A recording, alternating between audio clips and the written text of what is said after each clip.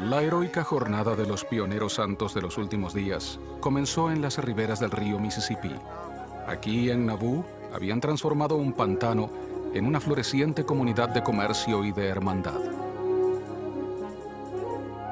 Pero Nauvoo no sería su destino final.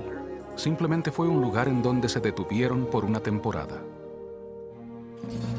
La severa persecución que había expulsado a los santos de Missouri amenazaba nuevamente su vida y su ciudad. El profeta José Smith y Hyrum fueron asesinados en la cárcel de Carthage el 27 de junio de 1844. La vida en Nauvoo llegaba a su fin. El domingo 1 de febrero de 1846, los santos adoraron juntos en la ciudad de José. Al día siguiente, Brigham Young mandó a las familias prepararse para salir tan solo con 4 horas de anticipación. El éxodo comenzó en medio del extremo frío que hacía en ese crudo invierno. Así, muchos de los santos reunieron sus pertenencias y cerraron las puertas de sus viviendas por última vez, mientras se dirigían a lo que se encontraba más allá del río y al oeste.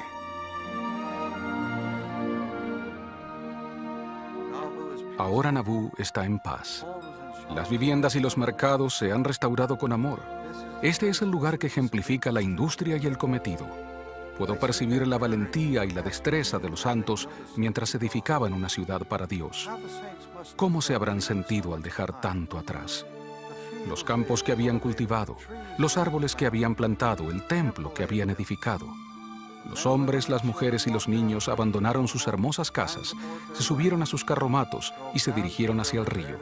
Allí lo cruzarían y luego marcharían lentamente sobre la tierra de Iowa, mirando una y otra vez lo que dejaban detrás y que nunca más volverían a ver.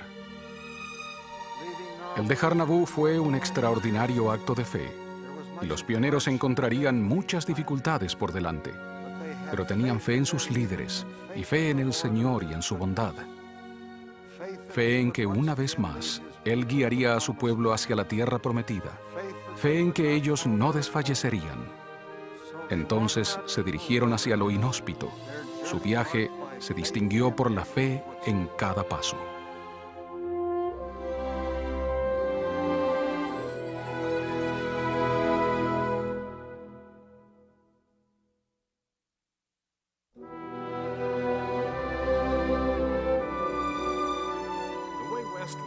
La vía hacia el oeste fue lenta.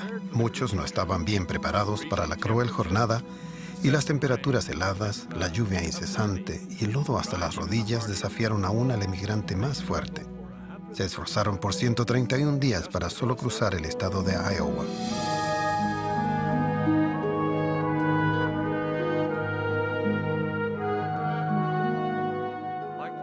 Tal como el ejército de Israel de antaño, ellos tenían su nube de día y su columna de fuego por la noche. Como consecuencia de las dificultades de Iowa, surgió el himno que se canta de generación en generación. Santos, venid, sin miedo, sin temor, mas con gozo andad.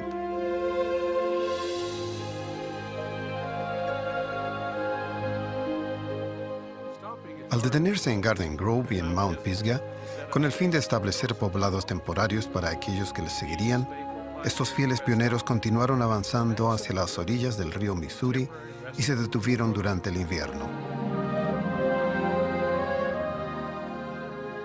Aquí en Winter Quarters, Sion estaba literalmente en el desierto. El presidente Young organizó a la gente y reunió sus pocos recursos, pero a pesar de lo que pudieron hacer, los campamentos se llenaron de enfermedad y de muerte. Este monumento está ubicado sobre las tumbas de un niño desconocido y de otros 7 pioneros. Mi corazón se enternece profundamente al darme cuenta del precio tan alto que tuvieron que pagar estos nobles santos al responder al llamado del profeta de abandonar sus casas y de viajar hacia el oeste. Muchos de ellos se esforzaron y perdieron tanto. En verdad, estos pioneros caminaron una vía dolorosa y un sendero de lágrimas. El viaje había culminado para ellos, pero sus nombres permanecen como testamento de su amor por la verdad y por la fe en el Señor.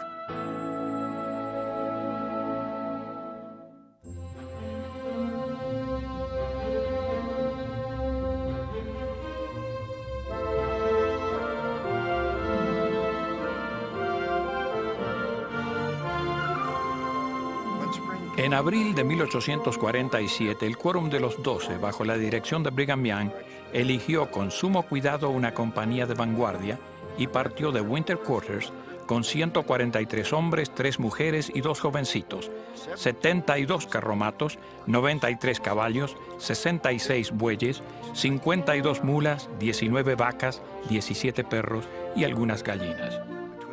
Entre ese refugio y la promesa de Sion existía una vasta pradera y la cuenca del fértil río Platte, que fueron su cordón de salvamento mientras se movilizaban hacia el oeste de los Estados Unidos. Al marchar por Nebraska, registraron los kilómetros que recorrieron y viajaron más allá de Chimney Rock, una formación solitaria que sobresale en la llanura.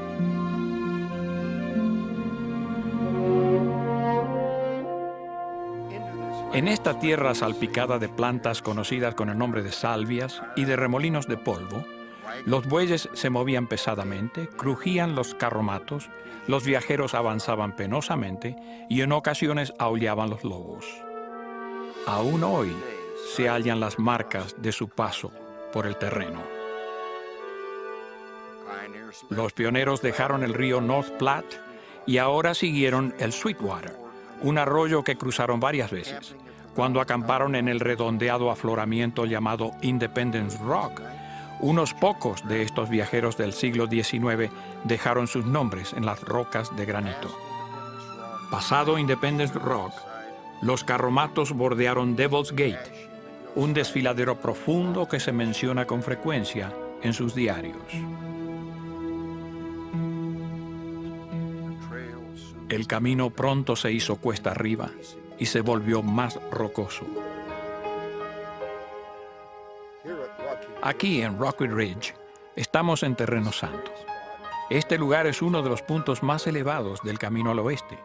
Los pioneros que ascendieron esta loma se enfrentaron al desaliento, algunos aún a la muerte, mientras penosamente subían las afiladas pendientes. Tengo en mi mano un clavo de punta cuadrada y una pieza de metal que se desprendieron de un carromato o de un carro de mano. Imagínense enfrentarse a estas cumbres con un carromato o hacerlo tirando de un carro de mano.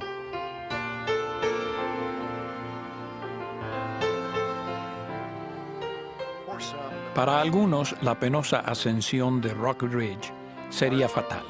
Las compañías de carros de mano de Martin y de Willey, en 1856, fueron atrapadas en tormentas de nieve cerca de esta cumbre. El rescate vino de Salt Lake, pero demasiado tarde. Cerca de 200 vidas humanas se perdieron aquí. En esta especie de bóveda llamada Martin's Cove se refugiaron muchos pioneros durante aquellos momentos de angustia. Un monumento conmemorativo honra la fe de aquellos que yacen aquí. En el esfuerzo heroico de los pioneros de los carros de mano, aprendemos una gran verdad. Todos debemos pasar por un fuego purificador. Así, lo insignificante y lo que no es importante de nuestra vida se derretirá como la escoria, haciendo que nuestra fe se mantenga viva, fuerte e intacta. Aún hoy parece que hubiera mucho dolor, angustia y a menudo congoja en todos aquellos que buscan sinceramente hacer lo correcto y ser fieles. En realidad, eso es parte de la purificación que se requiere para llegar a conocer a Dios.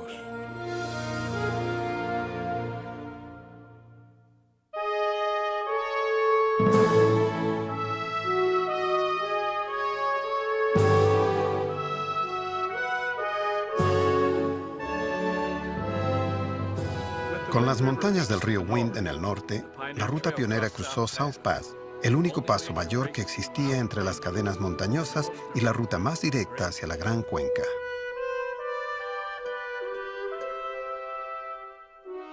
Entrando por el noreste de Utah, se movilizaron lentamente por el Cañón Echo, un pasaje angosto flanqueado por los acantilados sobresalientes de color rojo. Este trecho final probaría la poca fortaleza que les quedaba. Adelante les esperaba una sucesión de cerros y de montañas en todas direcciones.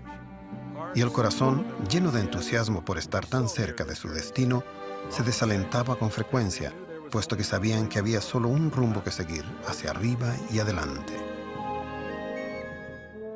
En esta cima, a la que llamaron Big Mountain, los pioneros vieron por primera vez su nuevo hogar, un valle montañoso resplandeciente en el horizonte. ¡Qué gozo habrán sentido! Los innumerables sacrificios y esfuerzos estaban por terminar. Se podía ver el valle del lago Salado. Aunque en el futuro quedaba mucho por hacer, habían perseverado. Sus pies estaban cansados y ellos estaban exhaustos debido a la fatiga, pero sus acciones se habían puesto a la altura de su fe. Big Mountain tiene un lugar especial en mi corazón. Un antepasado pionero, Gibson Condi, pasó por esta cima para rescatar a los desamparados pioneros de los carros de mano. Cuando el profeta lo llamó, viajó hasta este mismo sitio en el riguroso invierno de 1856. La nieve tenía cerca de 5 metros de profundidad en el camino. Cuán agradecido me siento por este antepasado pionero que dejó la comodidad del hogar y arriesgó su vida para ayudar a aquellos que tanto lo necesitaban.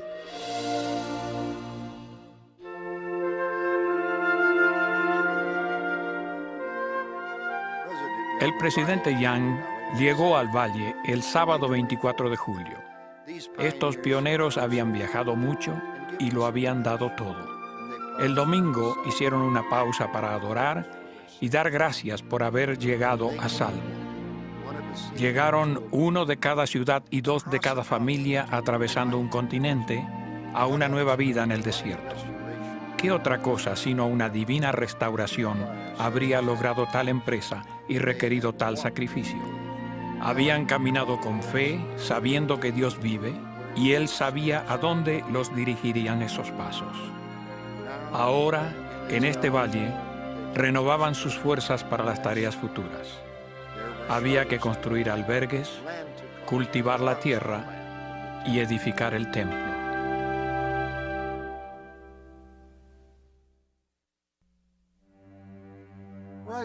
Elevándose sobre el valle del lago Salado, hay un cerro que tiene forma de cúpula. Brigham Young lo había visto en una visión antes de que los santos salieran de Nabú. Había visto un pendón descendiendo sobre el cerro y escuchado la voz de José Smith que decía: edifique debajo de ese punto y prosperará y tendrá paz. Apenas llegó al valle, Brigham Young reconoció el cerro de inmediato.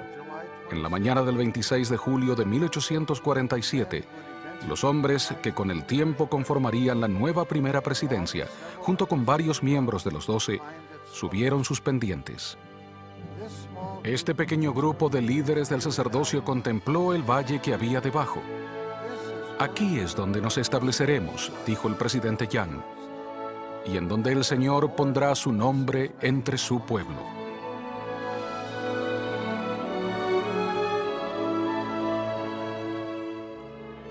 Al estar de pie en Ensign Peak y ver el valle que está debajo, me maravillo por la previsión de ese pequeño grupo. Estos profetas, vestidos de antaño, con ropas raídas por el viaje, de pie, con sus botas gastadas después de más de 1.600 kilómetros, hablaban de una visión milenaria. Era algo intrépido y audaz, era casi increíble. Se encontraban aquí a más de 1.600 kilómetros del poblado más cercano del este y a casi 1.300 de la costa del Pacífico. Se encontraban en un clima que no había sido probado. Aquí nunca se había cosechado, no se habían construido edificios de ninguna clase. Eran exiliados, expulsados de su hermosa ciudad en el Mississippi hasta esta región desértica del oeste. Pero poseían una visión extraída de las Escrituras y de las palabras de revelación. Y levantará pendón a las naciones, y juntará a los desterrados de Israel, y reunirá los esparcidos de Judá de los 4 confines de la tierra. Este gran movimiento pionero de hace más de un siglo continúa avanzando con los pioneros de hoy en día. Hoy, la sangre pionera fluye en nuestras venas tal como en aquellos que caminaron hacia el oeste. La esencia de nuestra valentía es el enfrentar las montañas modernas y nuestro cometido es el avanzar. La fe de esos primeros pioneros continúa ardiendo y las naciones están siendo bendecidas por los pioneros de estos, los últimos días, quienes poseen una clara visión de esta obra del Señor. Las huellas que dejaron tan profunda impresión en las planicies de los Estados Unidos dejan impresiones similares en los países del mundo. Desde Bélgica hasta Brasil, y desde Francia hasta las Filipinas.